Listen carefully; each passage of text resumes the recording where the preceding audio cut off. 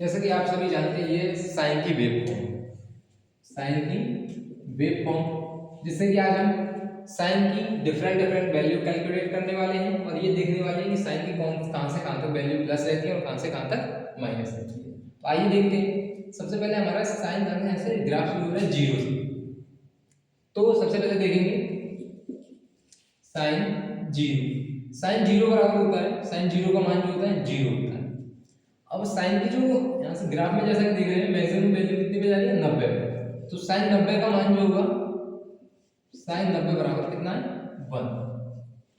यहाँ पर मान मैक्सिमम पे कितना है 1। अब जैसे ग्राफ नीचे आ रहा है तो 180, तो साइन 180 का जो मान होता है हमारा जीरो। जैसा कि हम देख रहे हैं जैसे ग्राफ पर दोबारा से उसी लाइन पे आ जाता है तो हमारा यहाँ पर जीरो हो जाता है। अब जैसे ग्राफ नीचे की साइड जाएगा तो हम देखेंगे नीचे जैसे आता है तो साइन हमारा साइन 270 पे मैक्सिमम नीचे की ओर 270।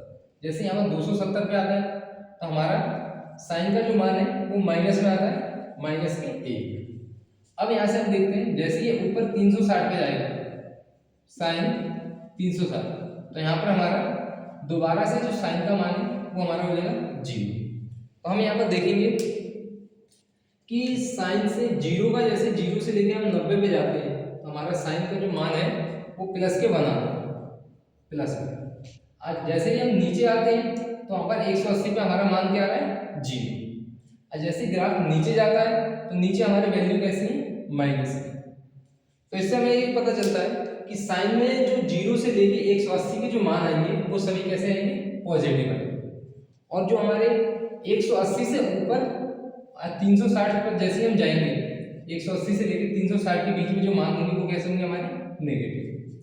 तो आज हमने जाना कि साइन की जो वैल्यू है अगर हम जीरो से लेकर 180 के बीच में जो आएंगे वो कैसे होंगे पॉजिटिव, 180 से लेकर 360 के बीच में जो होंगी वो कैसे होंगी नेगेटिव। Thank you.